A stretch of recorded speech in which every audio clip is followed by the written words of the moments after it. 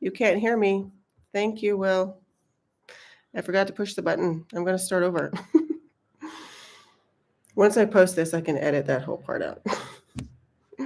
Okay, so I was saying that I'm going to answer questions, do a little introduction to the new people who are here who've only kind of just seen us on Spain Revealed. So I'm going to do a little introduction. I have so much content that's already been covered with everything, but I'm just going to briefly like go through all the different things that I'm doing, that I've done, that we've done since we've gotten here. And you can ask questions. I have a question right now that's been given to me in advance, but if you have something else, I'm going to try to have my oldest son watch the chat because he's the one who just pointed out that someone was saying there was no volume. That's because I had it on mute and I hadn't even noticed, but it's your job to watch the chat, okay? Watch the chat, and like any questions that come up, just bring my attention to them, okay? Okay. So we've lived in Spain for almost 5 years. Mid-April is going to be 5 years. What does this mean? I don't know. Plus or that one? I don't know, but don't worry about it. We moved here when he turned 7, right after he turned 7, and he just turned 12. So he's had a few birthdays in this city and other countries, right? So my husband works, I know this is something that Americans wonder about. My husband works on a U.S. Eastern time zone. So he works here as autonomo now. He was not autonomo before, but he's autonomo now that he became a citizen. And he works on the Eastern Coast hours. So maybe he starts working at 3 or 4 p.m. when people start calling, and then he will work until, the wee hours of the morning. So we do that, and I know that's something that a lot of digital nomad people wonder about. How do you do it and how do you manage it? So if you have a specific question, you could ask. But that's the summary of the situation, that he does that.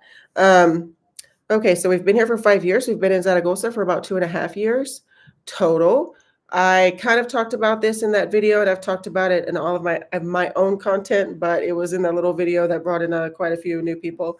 That we moved here from Mexico in 2021, and then we moved directly to Zaragoza, sight unseen, from Guadalajara, Mexico. We had never been here before. All of my research was done on Google Maps. There was nothing else. There were no English resources here. There were really no Spanish resources here. There were not a lot of resources for foreigners back then. So from this city. So we came here sight unseen in 2021 with an 11-month-old and a 7-year-old. And we lived here for 9 months or 8 months. And then we left. And I talked about this in that video, how I didn't like it. My husband liked it, but I didn't like it here. We left because the schooling situation was not working out here for us, which I have blogged about extensively on my blog at theburgosexperience.com. And then we went to Murcia. We lived in Murcia for a little over a year. We went there for school, and we left because the school lost their registration. We were on the non-lucrative visa. So when you are on the non-lucrative visa, your kids have to be in school when you do the renewals. Okay. So hang on just a second, and we're going to do that question. You read the question and think about your answer while I'm discussing this. So we had to be in school. They had to be in a registered school between 6 and 16. You have to be in a registered school when you do your renewal. So we had to get them into a school for their renewal. But in between renewals, we jumped around to some different places while we were figuring that out. We lived there for 1 year, and then we moved to Madrid. We lived in Madrid for 1 year. I always say that we loved living in Madrid, but the problem with it was that it was very expensive. And so we went through a situation there, but we lived there for a little over a year, and it was just so expensive. So we just could not maintain it. We couldn't maintain it with we couldn't have our 2 kids in private school. They needed to be in the public system for cost wise. And the schools there have only long class days. They only go till like 5, and you have a 2-hour break in the middle, and you can leave and have lunch at home and then return back to school and finish the school, or you can stay at school for lunch. And we didn't like that, did we? You didn't like it, Josiah? What? You didn't like that, right? You didn't like the split class day where Oh, you came yeah. home and you didn't want to stay all day from 9 to 5, right? You didn't like it. So we needed something, a shorter class day. And we needed a shorter class day. And in Zaragoza, there are a lot of schools that have shorter class days, just from 9 to 2 for primaria, primary school, which is infantil through sixth grade, which is 3 years old through sixth grade. So there are a lot of schools here that go from 9 to 2. You can go early, you can stay longer, but you only have to be there for that bracket of hours from 9 to 2, and that's called jornada continua, which is the continuous class day where you continuously go to school, start, finish, and then you're done.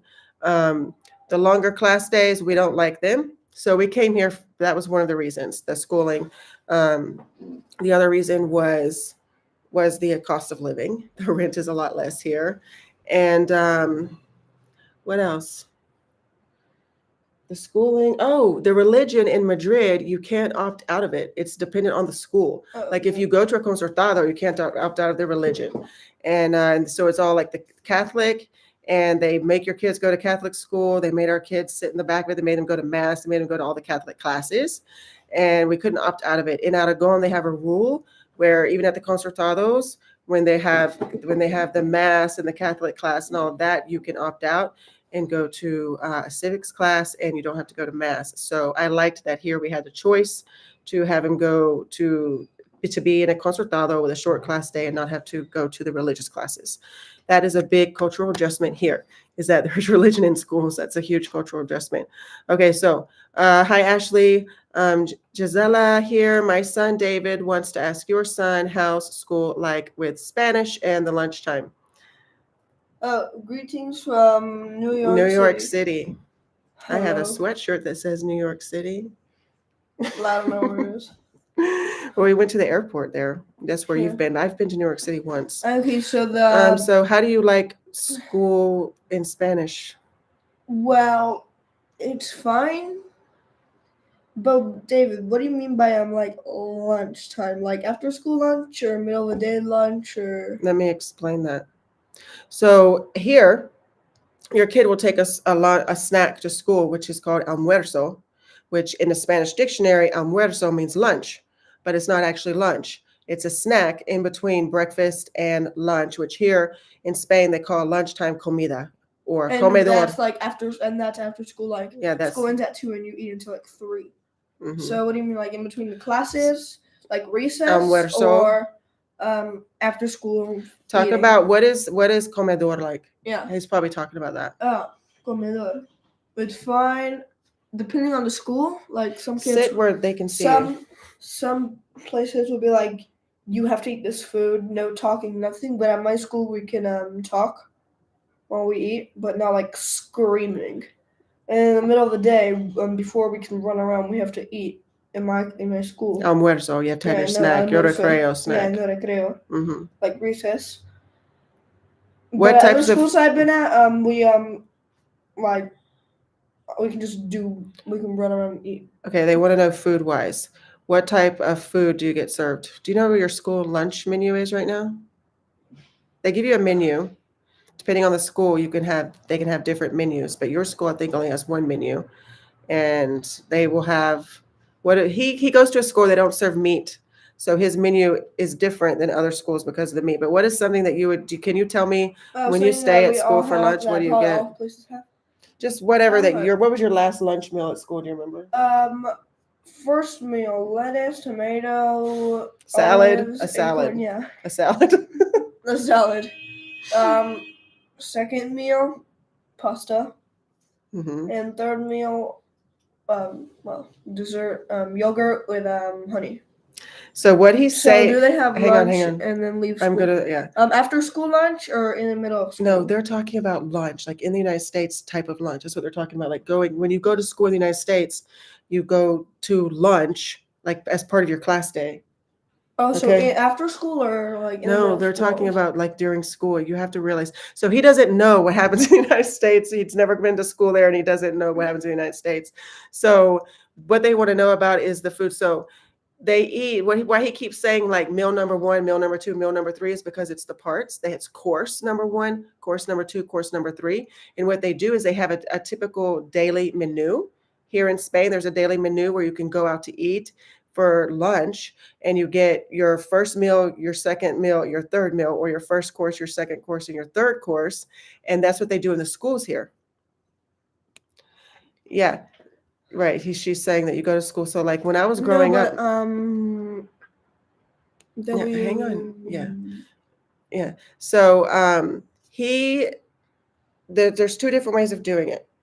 They have going to school from 9 to 2, and then that's it. That's the hours. Now, if you want to stay after 2 o'clock, this is for a short class day school. I'll just call it that, but it's the jornada continua. And so you go, you leave school at 2 o'clock and go home and eat because your day is over. Or you can stay at school for lunch, where you would have a 3-course meal and some extracurriculars after that if you need to stay for more hours or you just want to. He stays sometimes late because he just wants to. The other school is a jornada partida, is where you go from like 9 till 1:30, and then you have lunch in the middle of the day from 1:30 to 3:30. And in that time, you have lunch and you have extracurriculars right there in the middle of the school day. And then you go back to your school studies for like 1.5 to 2 hours. You can go home in the middle of the day for that window of time, no extracurricular activities going on, and eat your lunch at school or eat your lunch at home and then return to school. That's what happens in primaria. But in Aragon, in ESO, at the regular public schools and some of the concertados, they go to school mostly from 8 to 1. Some of the concertados give lunch to ESO, some don't. The public schools so far that we've been to seem to give lunch to ESO kids at 1 o'clock. They can go home or they can stay for lunch and also stay for extracurriculars at that point. Don't touch the computer because it's gonna shake. Will wants to know if I think ESO is mandatory. Yes. Is that what you're asking, Will, Yeah. or are you asking something different? Yeah, ESO is mandatory. Yeah. School is mandatory for 6 to 16-year-olds. After that, that is the equivalent of 10th grade. After that, you can choose to leave school and go work or go to 11th and 12th grade, bacheloretto. That's what people do when they want to go to university, or go to formación, which is like a vocational or trade school for 2 years, get a certificate in something, and then leave school after that, or re-enter and do take a test and re-enter into the university system. Okay, hopefully we answered that question. There's a question that I have about recycling. Recycling? Yeah, so that we do have recycling here. The question is basically, how easy is it to recycle? I'm going to look on Instagram because that's where it's at.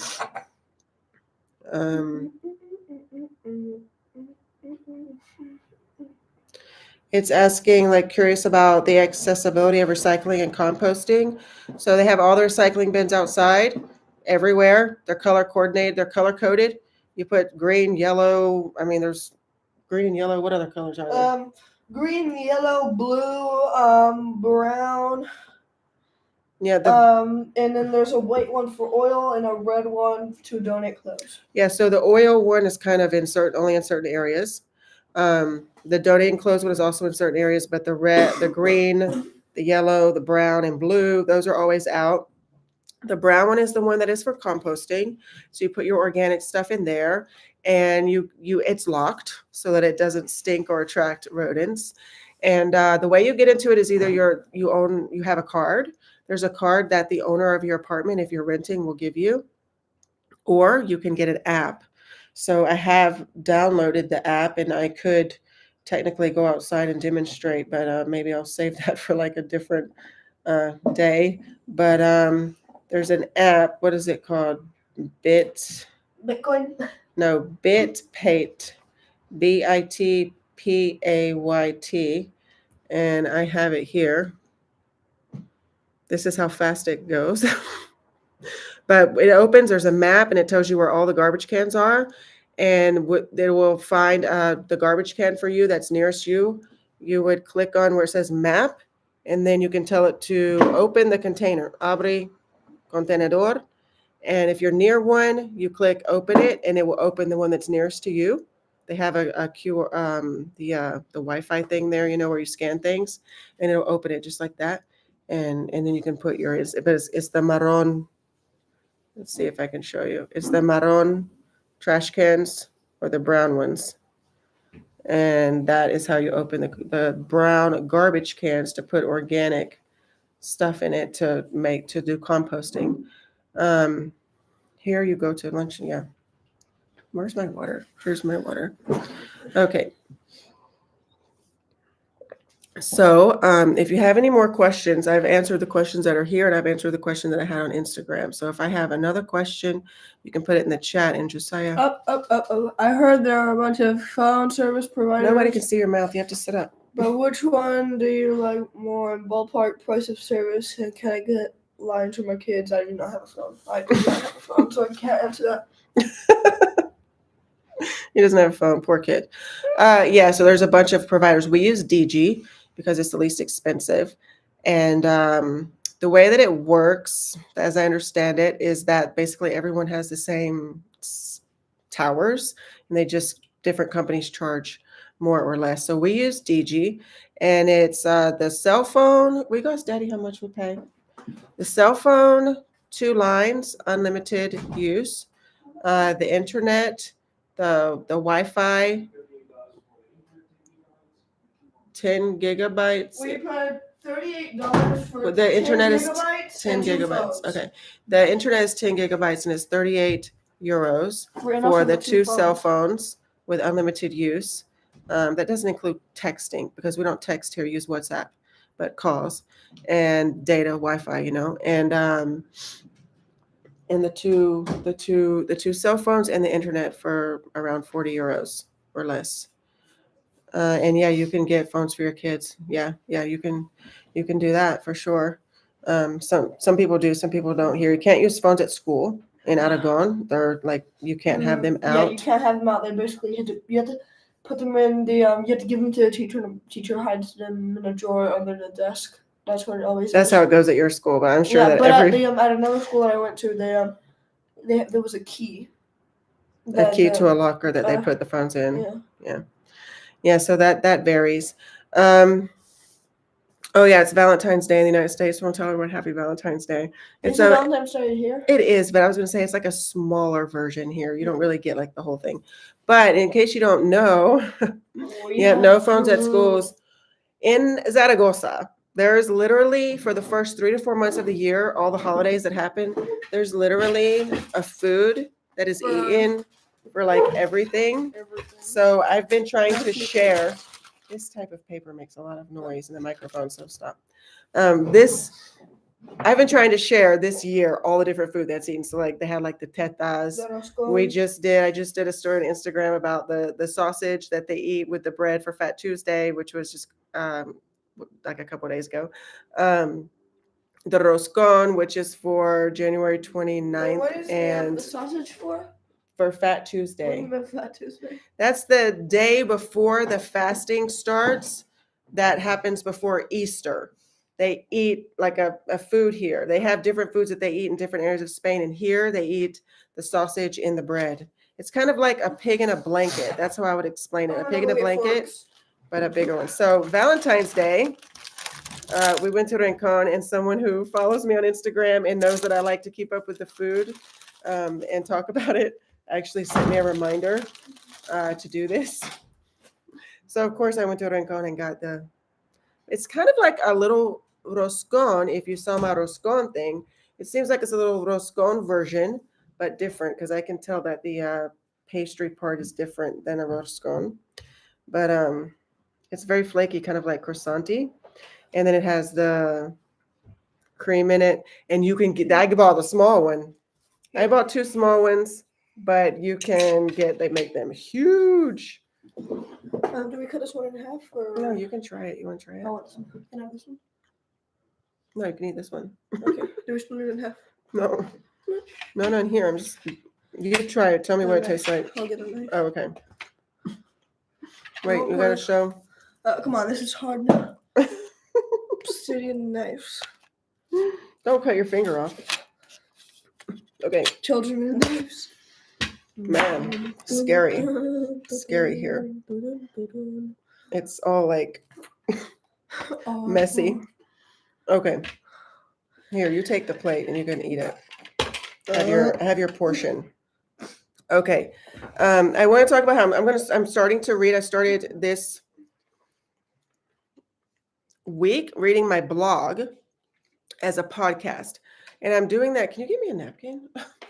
I'm doing that because I have so much content on YouTube videos, and then my blog goes into like really details about different topics like schooling, driving, getting citizenship from the Ibero-American pathway, how we chose to move to Spain, the process that I went through, figuring out the different countries, the topics that I focused on, things that I paid attention to, the city where we were going to live. I mean, all those types of questions that people have about how to even get started. I have all of that detailed on my blog. But then, I kind of summarize it on YouTube. So I wanted to like get those details out, but I know some people don't have time to read a 20-minute blog. So I'm starting to read my blog as a podcast. Now I have it on Spotify. I've only done 3 episodes so far. I have it on Spotify.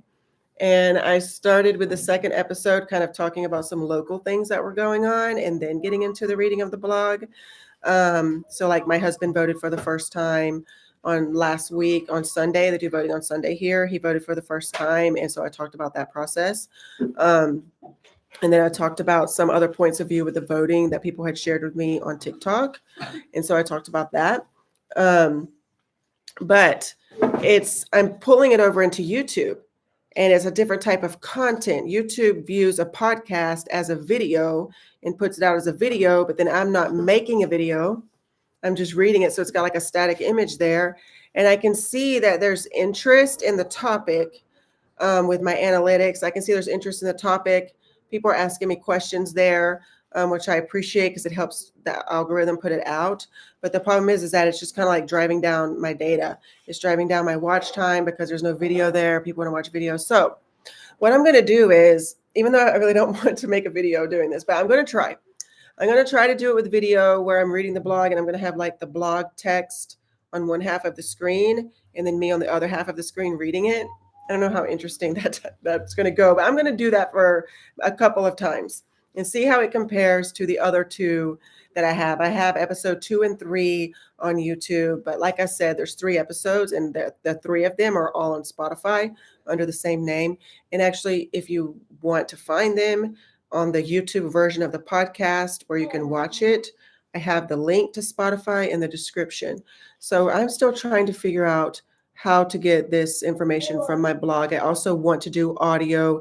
I'm putting the audio on the blog post because I want to make them more accessible, for people who cannot see or cannot read or do not want to read. I have them already where they can be translated into many different languages. But I want them to be like an audio book so people can listen to it. And then I'm putting it with that same idea of having the audio there to put it into a podcast. So just kill like 2 or 3 birds with one stone, so to speak, because I'm going to have it done anyways for the blog post. I'm moving it also and putting it onto a podcast. So I have to figure out if that's going to go well on YouTube. If it doesn't, then I'll just keep it only on Spotify. But I'm going to do a trial. I'm going to do 2 or 3 of them and see how they compare to the first 2 or 3 that I did just with a static image. I like doing this stuff, but like the so-called business side of it, I have to consider it because otherwise, YouTube doesn't put your stuff out. And spend a lot of time working on all these different things between like TikTok, Instagram, YouTube Shorts, YouTube long form videos. And I do it all around, my kids' schedule while they're at school. So I try to make the best use of my time. And if I have to just do the podcast and keep it on Spotify and not have it on YouTube, because the way YouTube does podcasts messes me up, then I will. But just putting that out there in case you're interested in it, so that you can watch it or listen to it and help it get out there. Okay, I also wanted to share that I created a group for people moving to Zaragoza or considering moving to Zaragoza on just random kid over here with a huge Nerf gun. Yes, you can eat that. It's called Moving, Living, and Thriving in Zaragoza, Spain. and then it has the Burgos experience on the end of it. So I have that little group that I created on Facebook in the last like month or so. So that's there in case you want. I try to put my content on there. Also be a place where I can answer questions and you can ask me things there. That's the goal of that group. It's kind of small right now because there's not a lot of English speakers here. This is a smaller, not an expat enclave. So there's not a ton of interest about moving to Zaragoza, which is good for the locals, you know. They're always concerned about foreigners moving here. That's kind of a thing right now here. Also, I thought it would be cool to share in case you didn't see on Instagram that my son just had his birthday. He just had his 12th birthday. I already said that, but he got a tree. He got a tree for his birthday as a gift from a friend, and I thought that was and on top of that, I got like 20. Wipe your face and don't talk about money. But he got a tree, an almond tree, as a gift. So I have an almond tree now on an apartment terrace that I have to figure out how to keep alive. And so I'm not sure that's. I've read that I need to find like a half a wine barrel. I don't know, but that's going to be an adventure here. It was comical trying to get it home. I thought I was going to take the bus, but actually someone who just moved here brought us in their rental car. So that was nice. Let's see. I did the podcast. I also do like consultations about moving here.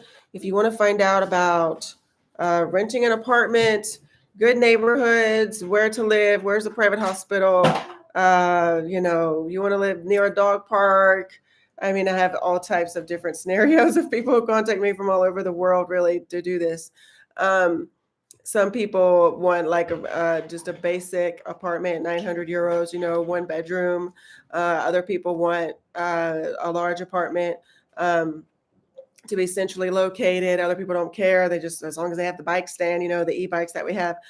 So it just varies, but I do consultations, 45 minutes each, and I can personalize the situation, answer like your specific questions. I just got off of one before I did this.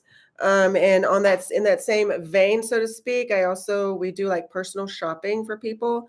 My stuff here has all been very organic. Okay. Like I didn't set out to do any of this, but I used to homeschool, and basically my kids started school here, and it was like, what am I going to do with my time? So I started blogging, and then I started making content on Instagram. And then I already had like a YouTube channel where I had been sharing things, but it wasn't really going anywhere. And I wasn't very serious and focused on it, but I had talked about, and I still have videos from Honduras where we went before my husband, I don't know if you know this, but my husband was undocumented in the United States, illegal, whatever. A person without papers. That's not alcohol, but sometimes, on this topic, maybe it could be. So he didn't have papers in the United States. He lived there for 25 years. And eventually, we had been married for a few years, and eventually it became very clear that he was not going to be able to correct his status in the United States, that the only way he was going to have a chance to correct his status was if we left. And so we prepared ourselves to leave. And that's what my actual first 3 podcasts are, those blog posts from my blog where I talk about how we financially prepared to leave. So one of my kind of like missions was to help people or give them advice or share our story, because my husband is from a so-called third world country, Honduras. And, there's a certain stereotype, and he blew that out of the water. And we had a tech business in the United States, and he was able to get himself to where he's working remotely and earning an income, and enough that we could move to the United States through an LLC. He was never hired by anyone. So we had the LLC, and we were able to get to where we earned enough income to move to Mexico on a residency visa. But because he was undocumented, he could not get the visa in the United States. And so we had to go to Honduras, not knowing what? Turn Will? I know, Will. And what are you talking about? Turn what into a clean, printable travel sheet? Are you putting this into ChatGPT, Will? On my blog? Okay, anyways. So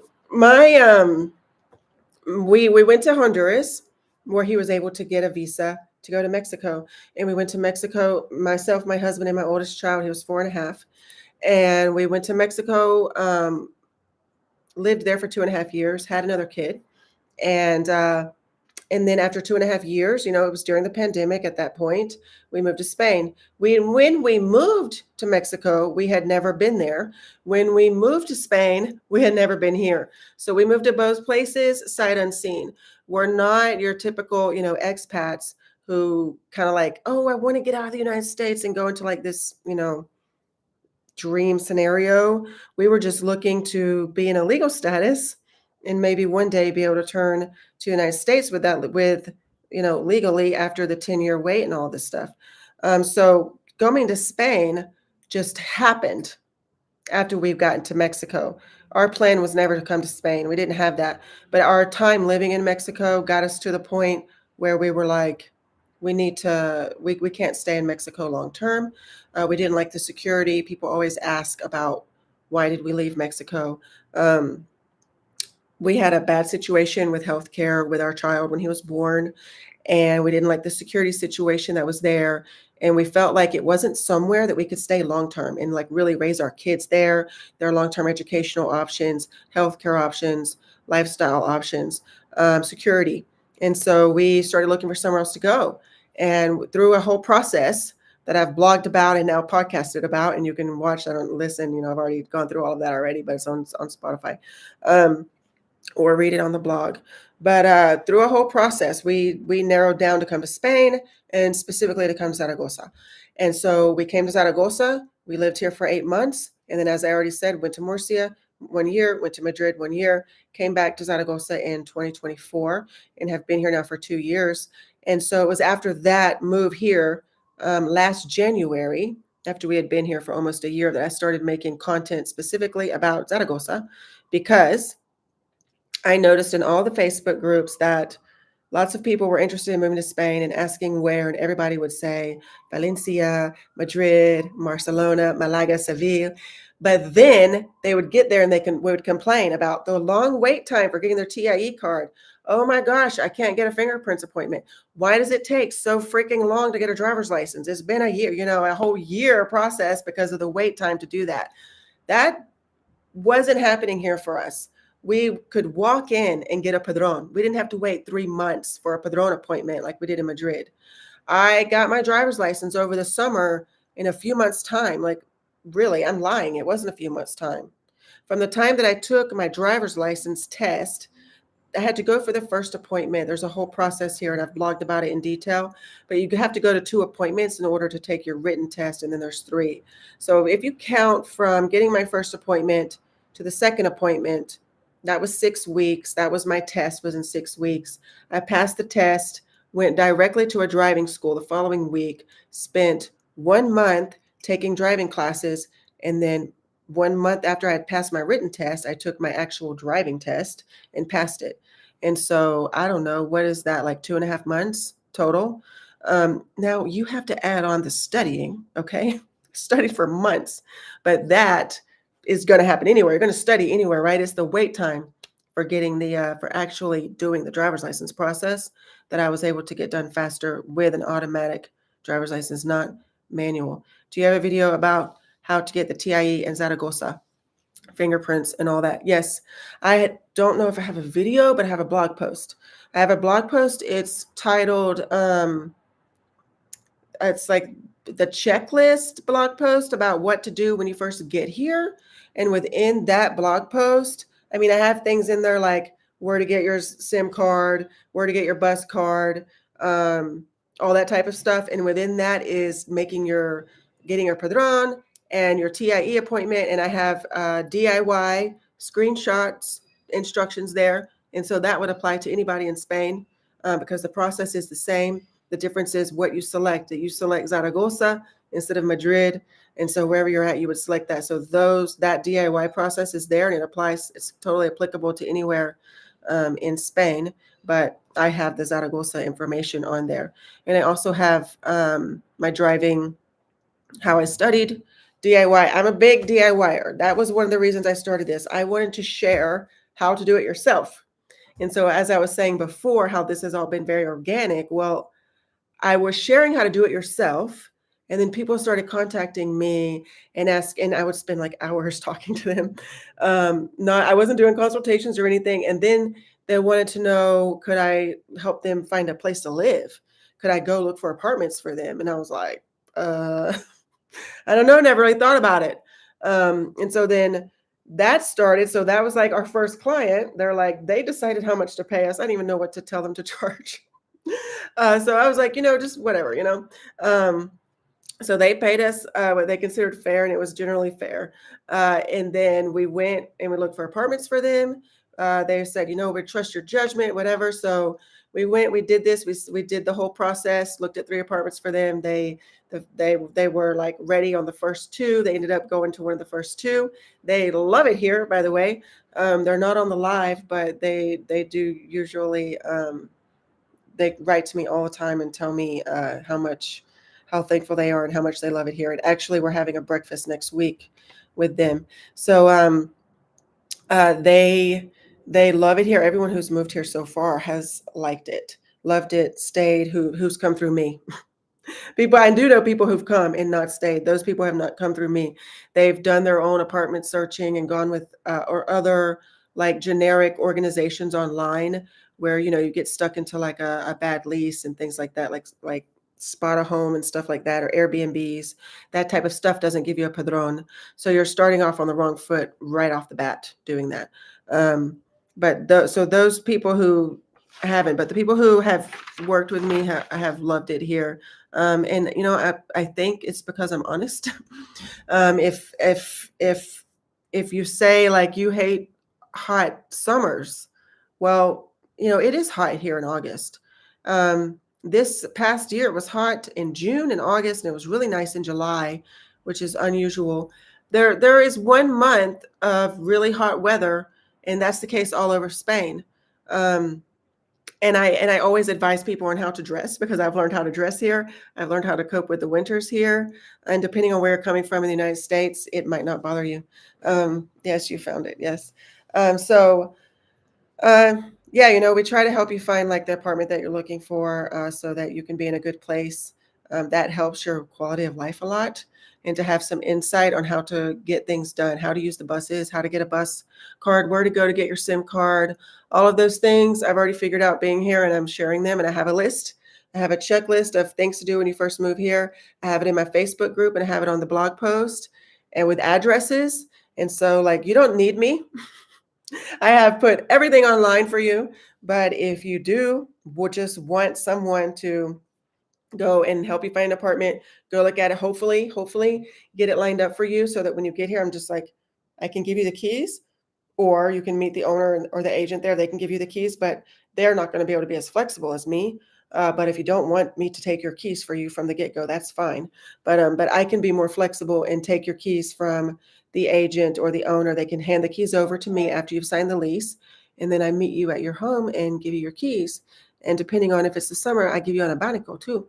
Um, but yeah, I mean, that's what we do. I think that's like my whole very broad summary of our time here in Zaragoza, why I do this, how I started doing this. And now this is becoming where I started, because of the rental thing, I started doing consultations. And so I'm doing like a 1 or 2 consultations a week right now. And I have many people contacting me at this point about wanting to find apartments and stuff like that. And so it's just a matter of waiting until it's time. I always say, if you're wondering, 2 to 3 weeks before you want your lease to start, you need to start looking. And if you are willing to give yourself a longer window of time to look, that's fine. But you need to also be willing to start the lease earlier. So like starting it a month earlier. If you wanted to start looking 2 months in advance because you feel really stressed, we can do that. But you need to know that you can't do that and start your lease at this later date. You need to be willing to start your lease earlier and pay 1 or 2 months in advance. Be paying 1 or 2 months of rent and not be here. That's what it comes down to. But it helps you to get something secured and know that it's in place. But some people want to just do it for like the same month, and that's fine. It's just always a risk that it could carry over and you could end up arriving and maybe there's like a 1 or 2 week wait where your apartment's not ready or something happens at the last minute that's out of our control. And then you have to like go into an Airbnb and wait to find another place, in which case we can go and look at the places with you. We've done that too, so that we know, because we know what to ask. But also, I talk about all the things to ask in my YouTube videos. All the different little things. If you watch like a playlist on all the apartments that I've seen and show on Idealista how to find, I talk about the neighborhoods. I talk about private hospitals. I talk about my little tips and different scenarios that we've been in that to help you ask certain questions about heating and air conditioning, the different deals you can make with owners to get air conditioners installed if they're not there, other options. I mean, types of windows to look for, like everything is on there. But anyhow, it's been an hour. Gosh, this woman can talk. What else? I mean, these are my notes. I'm not scripted. If you ever notice on my YouTube videos, I don't have a script. I don't edit a lot. I just try to get it out there, get it done and edit it and get it out there as fast as possible without a whole bunch of hoopla with it. I don't have time for all of that. And these are my notes, the extent of my notes right here. I wanted to remember to do these things, and so I wrote it down. Well, I don't know what you're doing over there. I'm going to have to send you a little text and ask you. It's raining, snowing. No, you're just typing emojis. I don't know.